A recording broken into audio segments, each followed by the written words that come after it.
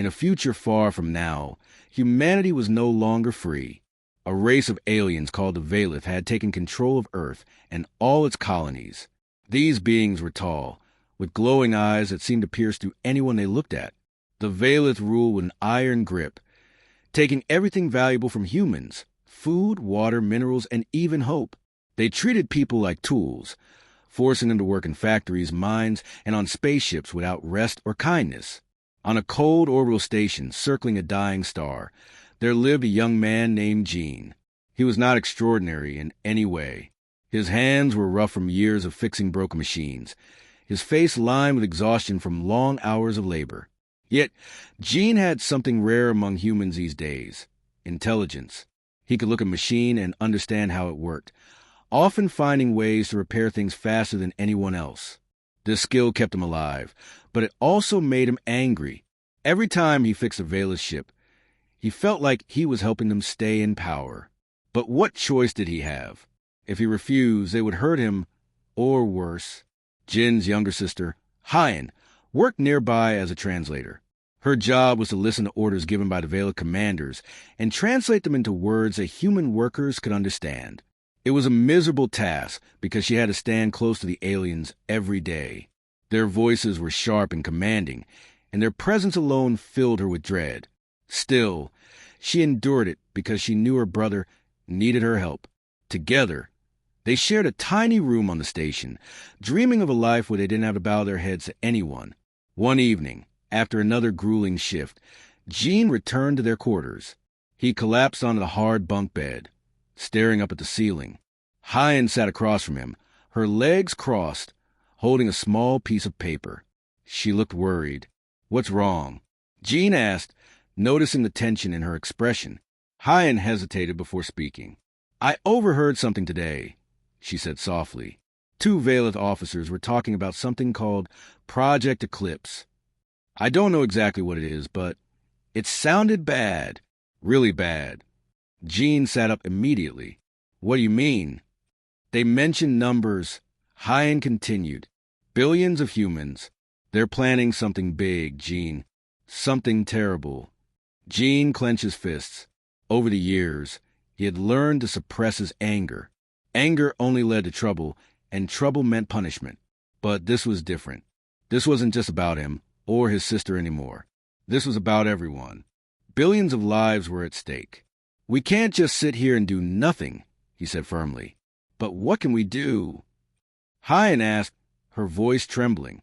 "We're just two people. We're powerless against them." "No," Gene replied. "We're not powerless. Not if we fight back." That night, Gene couldn't sleep. His mind raced with thoughts of rebellion.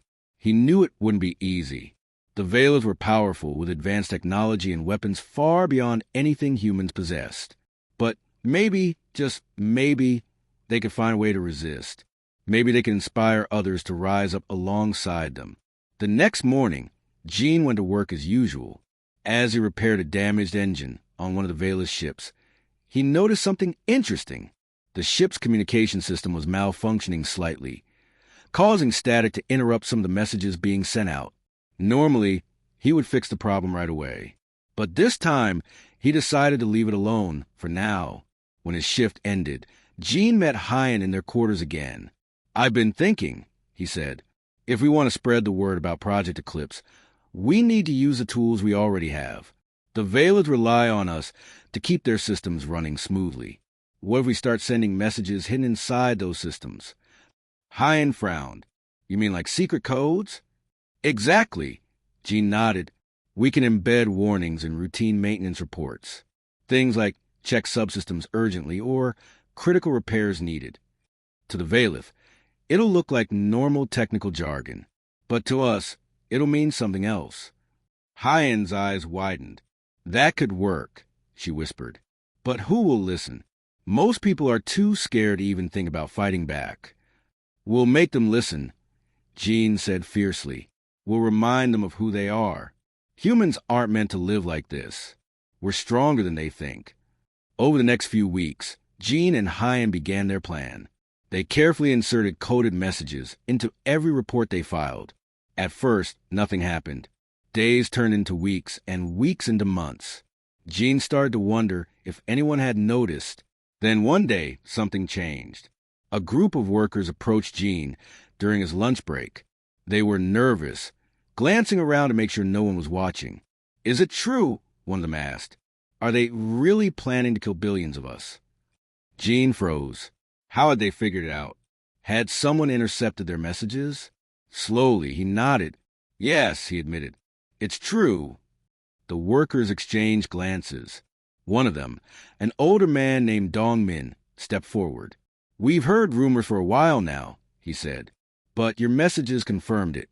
You're brave, Gene, braver than most of us." "What are you going to do?" Hyan asked, joining the conversation. Dong Min smiled faintly. "We're going to fight back," he said. "Not openly, not yet, but we'll start small. Sabotage, disruptions, anything to slow them down. And when the time is right, we'll strike." Gene felt a surge of hope. For so long, he had felt alone in his anger. Now, he realized he wasn't. There were others like him, others who refused to give up. Together, they might actually stand a chance. As the days passed, more and more people joined the growing movement. Some sabotaged equipment, others spread information. Even Hyan found ways to contribute, using her position as a translator to uncover secrets and pass them along to Gene. Slowly but surely, the seeds of rebellion began to take root. But the Valith weren't blind. They noticed the disruptions in their operations. Supplies went missing. Communication arrays failed. Workers became less obedient. Commander Trek, the ruthless leader of the station, grew suspicious. He ordered increased surveillance and harsher punishments for anyone caught disobeying orders. Despite the danger, Gene and Hyan pressed on. They knew they were playing a dangerous game, but they also knew they couldn't stop. Not now. Not when they had finally given humanity a reason to hope. And so, the spark of defiance grew brighter, fueled by the rage and determination of those who refused to accept their fate.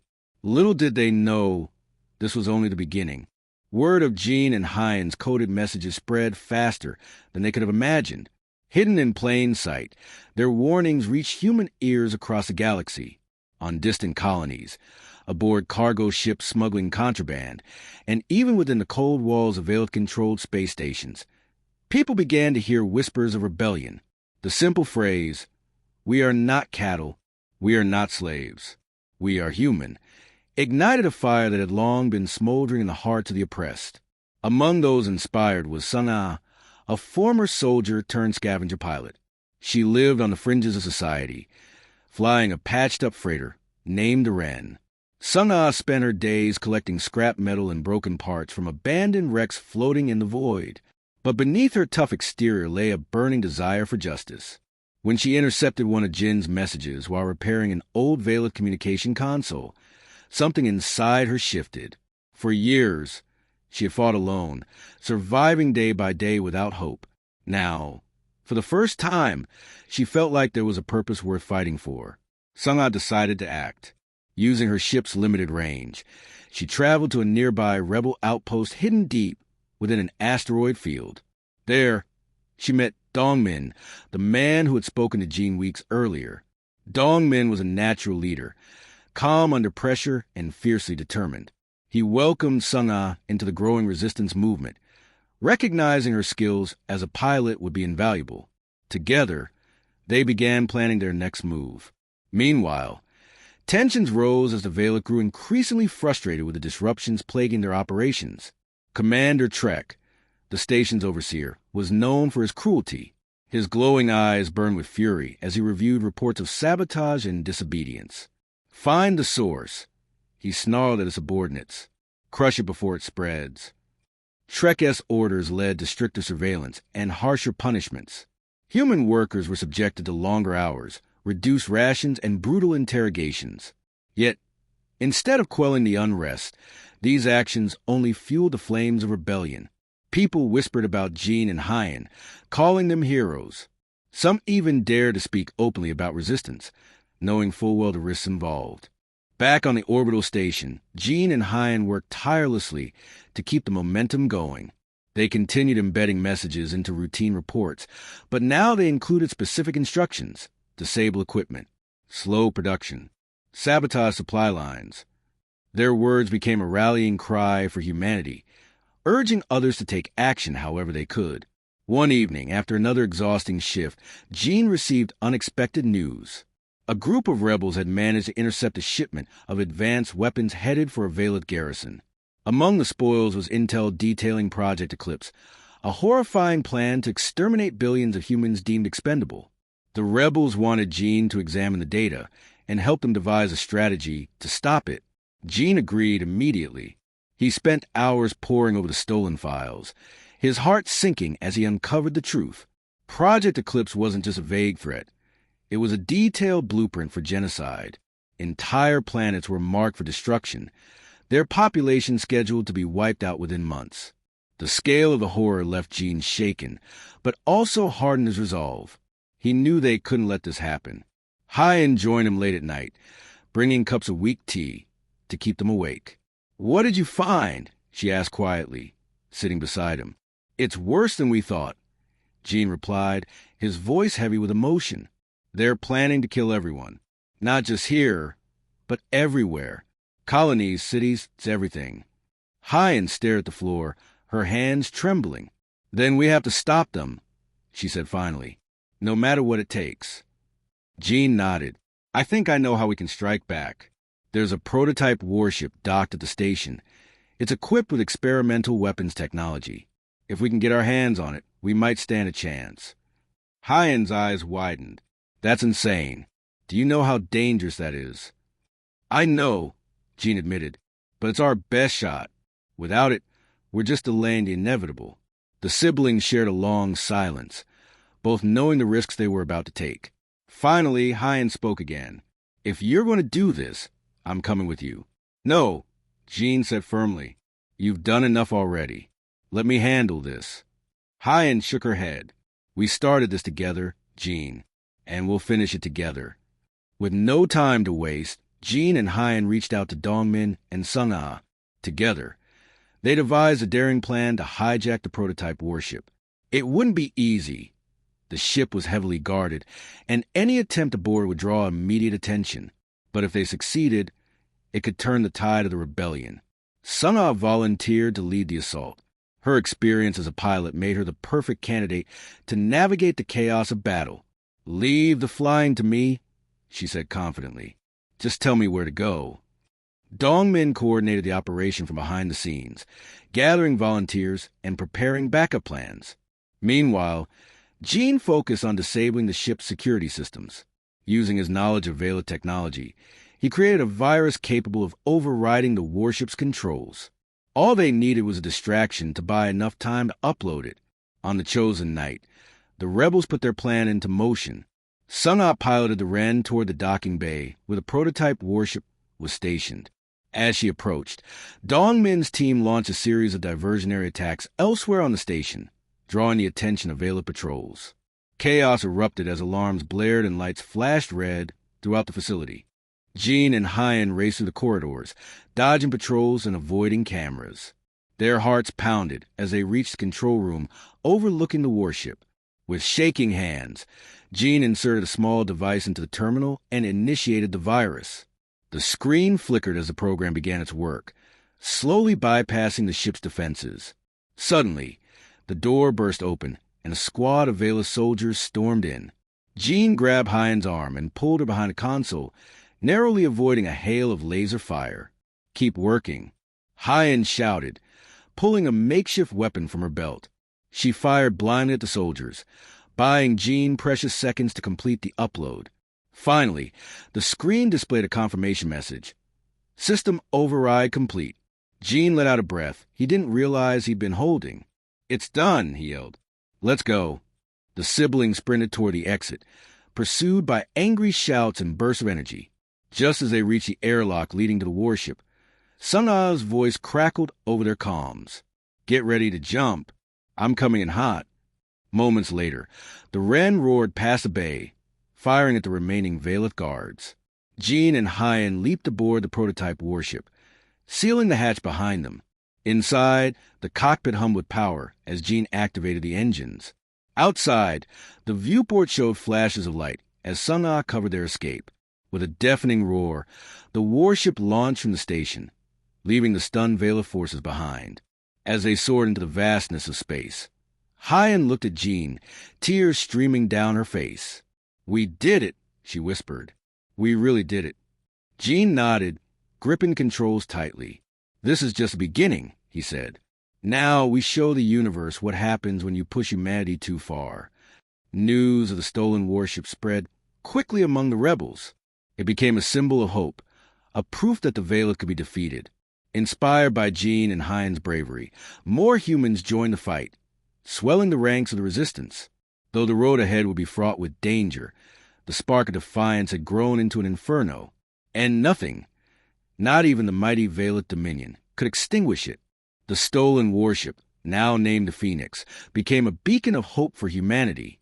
It wasn't just a ship, it was a symbol, a reminder that even in the darkest times, people could rise up and fight back. Word of its theft spread across the galaxy like wildfire, reaching every corner where humans lived under the shadow of the Veilith Dominion. Colonies whispered about it in secret meetings. Underground networks broadcast Jean and Hyan's daring escape as proof that the Veilith weren't invincible. For the first time in centuries, humanity dared to dream of freedom. But with hope came division.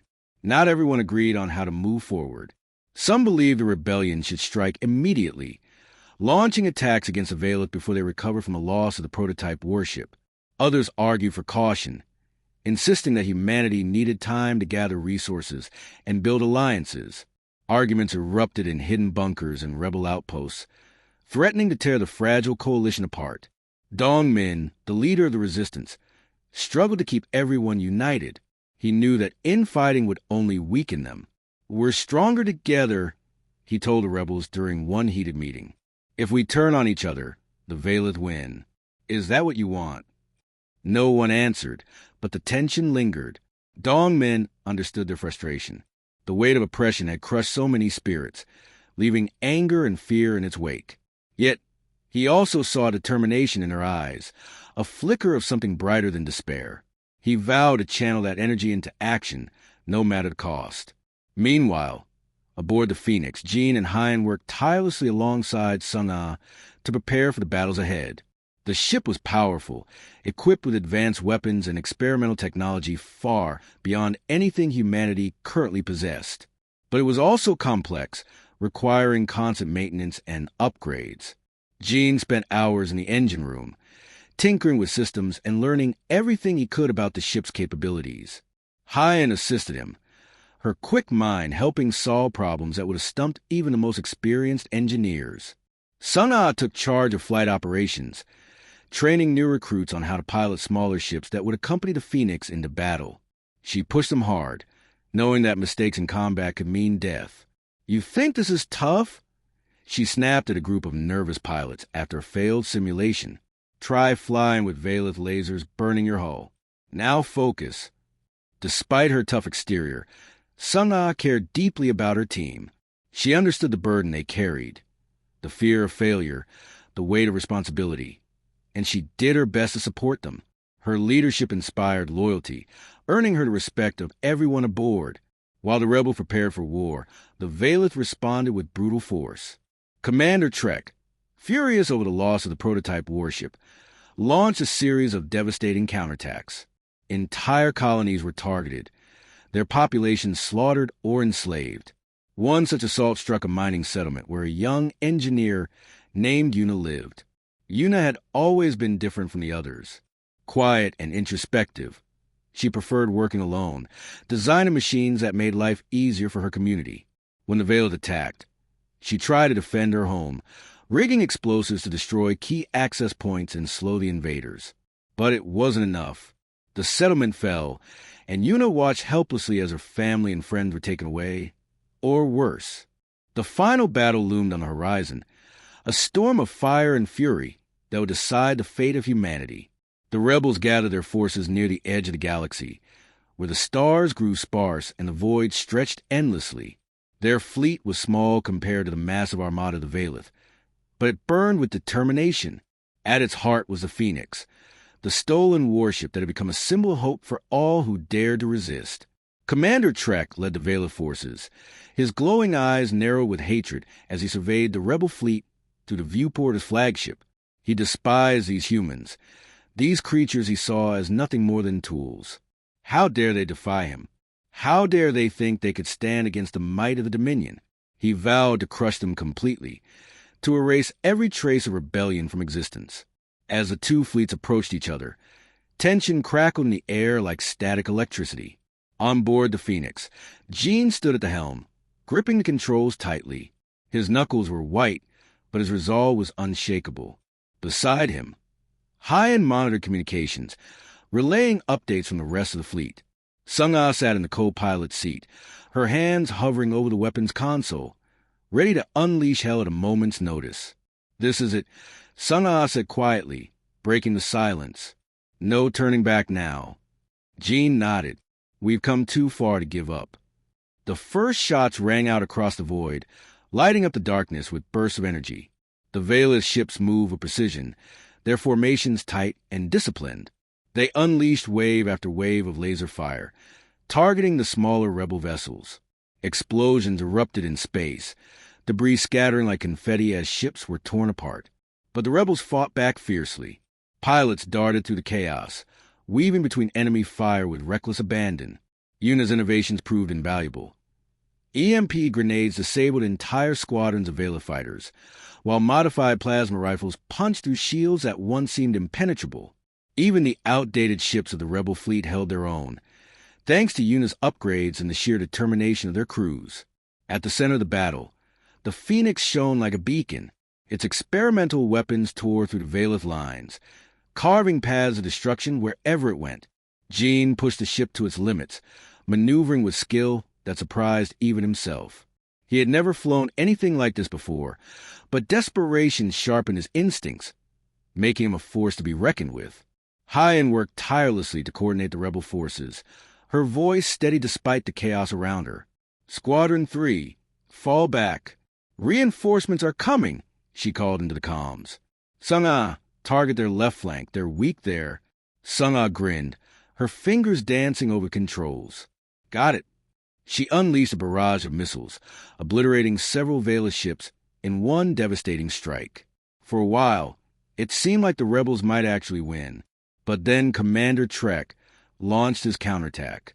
A second wave of Veilith ships emerged from hyperspace, surrounding the rebel fleet and cutting off their escape routes. The tide began to turn, and the rebels found themselves overwhelmed. Dongmin watched the battle unfold from aboard another ship, his face grim. He knew what needed to be done. "Gene," he said over the comms, "we need to use the pulse weapon. Now!" Gene froze. The pulse weapon was the Phoenix's ultimate trump card, a device capable of disabling entire fleets with a single blast. But activating it required someone to manually override the reactor core inside the ship. It was a suicide mission. "I'll do it," Gene said without hesitation. "No," Hyan interrupted, stepping forward. "I'm doing it." "What?" Gene turned to her, his expression horrified. "You can't." "Yes, I can," Hyan replied firmly. "You're the one keeping us together. Without you, we lose everything. Let me do this." "Hyan," Jin's voice cracked, tears welling up in his eyes. "I can't let you." "You don't have a choice," she said softly, placing a hand on his shoulder. "This isn't just about us anymore. It's about everyone. Trust me." Before Gene could argue further, Hyan kissed him on the cheek and ran toward the reactor room. Gene wanted to chase after her, but he couldn't leave the controls. Not now, not when so many lives depended on him. In the reactor room, Hyan worked quickly, overriding safety protocols and rerouting power to the pulse weapon.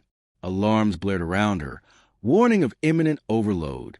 Sweat dripped down her face as she typed furiously, her hands shaking but determined. Outside, the battle raged on, explosions rocking the ship as the Veilith closed in. Back in the cockpit, Gene fought back tears, focusing all his energy on protecting the ship until the weapon was ready. Sung-Ah noticed his distress but said nothing, knowing there was no time for comfort. Instead, She doubled down on her attacks, buying precious seconds for Hyan to complete her task. Finally, the pulse weapon charged. Hyan activated it, bracing herself as the reactor began to destabilize. A bright light filled the room, growing brighter with each passing second. Through the comms, her voice came through, calm and resolute. "Gene, take care of everyone. Tell them I didn't give up." "Hyan," Gene whispered, his voice breaking.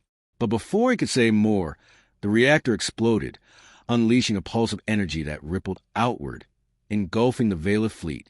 Ships faltered and fell silent, their systems fried by the overwhelming surge. The battlefield lit up like a second sun, shaking nearby stars with its power. When the light faded, the Valith armada was crippled. Only a handful of ships remained operational, retreating hastily into hyperspace. The rebels cheered, their voices echoing to the comms, but Jean felt only emptiness. Hyan was gone, her sacrifice ensuring their victory. Sun-Ah placed a hand on his shoulder. "She saved us," she said gently. "Don't waste what she gave us." Jean nodded, wiping away his tears.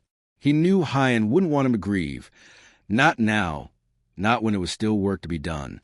Together, he and Sun-Ah guided the Phoenix back to the rebel fleet, where Dongmin greeted them with a mixture of sorrow and pride.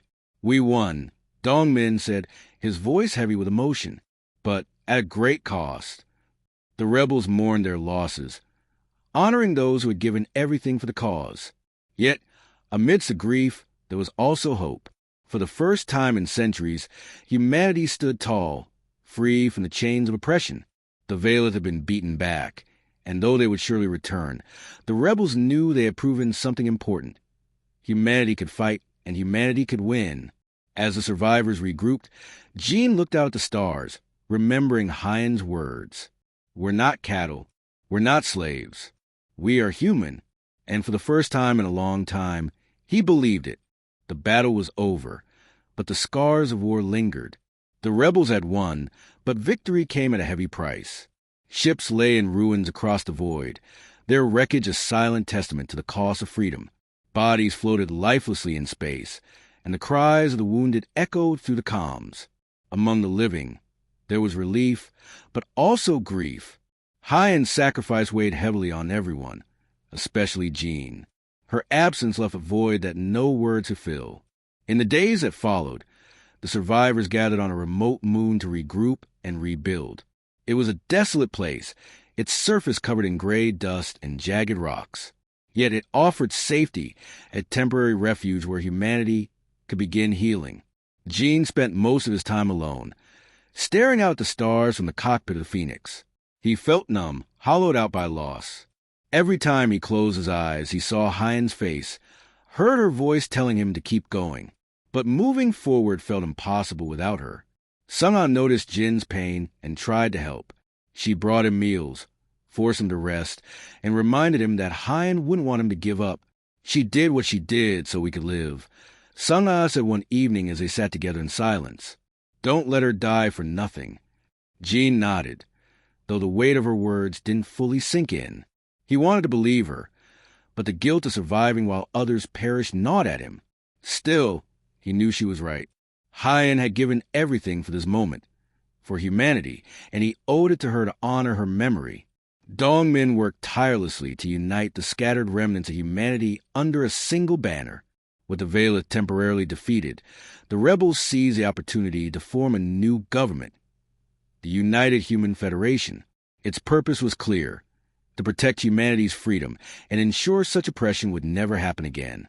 Representatives from colonies, ships, and resistance cells came together to draft a charter, laying the foundation for a brighter future.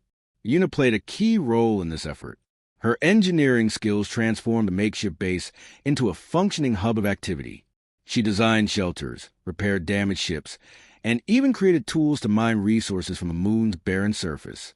Though her heart still ached from the loss of her family, she found solace in her work. Building something new gave her hope, a reason to keep fighting. As the weeks passed, the survivors began to heal.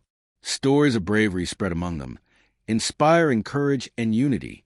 Tales of Hyan's sacrifice became legend, a reminder of the strength humans possessed when they stood together. People spoke of Jean and Sun A's heroics aboard the Phoenix, of Yuna's ingenuity, and of Dong Min's leadership. These stories bonded them, forging a shared identity stronger than fear or despair. But the Valith weren't gone. Everyone knew they would return, angrier and more determined than ever. Preparing for that day became the Federation's top priority. Under Yuna's guidance, engineers reverse-engineered Valith technology, using it to upgrade human ships and weapons. Factories sprang up on liberated planets, producing supplies needed for defense. Pilots trained relentlessly, honing their skills for the battles yet to come. Jean eventually emerged from his grief, driven by a renewed sense of purpose. He threw himself into improving the Phoenix, ensuring it remained humanity's greatest weapon. Working alongside Yuna, he developed systems that made the ship faster, stronger, and deadlier. Together, they turned it into a symbol of resilience, a reminder that humanity could adapt, innovate, and overcome. Sun A continued flying, leading reconnaissance missions to scout for Valith activity. Her daring exploits earned her fame among the rebels, but she remained humble. "I'm not special," she often said. "I'm just doing my part." Yet her actions inspired countless others, proving that even ordinary people could achieve extraordinary things. Dong Min served as the Federation's first leader, guiding humanity with wisdom and compassion. He understood the challenges ahead, rebuilding shattered worlds, addressing shortages of food and medicine, and preparing for war. But he also saw the potential for greatness. Humanity had endured centuries of oppression, yet it had risen above. That spirit, he believed, would carry them forward. One evening, the survivors gathered around a massive bonfire built from salvaged Valith wreckage. It crackled and roared, casting flickering light across their faces. Someone began singing an old Earth song, its melody hauntingly beautiful. Others joined in, their voices rising together in harmony. For a moment, the pain of the past faded, replaced by a sense of belonging. Jean stood apart from the crowd, watching silently. He felt a hand on his shoulder and turned to see Sun A standing beside him. "You okay?" she asked softly. "I think so," Jean replied. "It's getting easier." Sun A smiled faintly. "Good, because we're going to need you." Jean nodded, looking out at the fire. He thought about Hyan, about all the lives lost in the struggle for freedom. Their sacrifices hadn't been in vain. Humanity had proven itself capable of greatness, of standing tall against impossible odds. And though the road ahead would be long and difficult, Jean knew they would face it together. "We're not done yet," Jean said finally, his voice steady.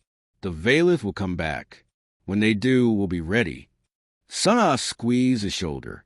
"We always are." As the fire burned low, the survivors dispersed, returning to their tasks with renewed determination.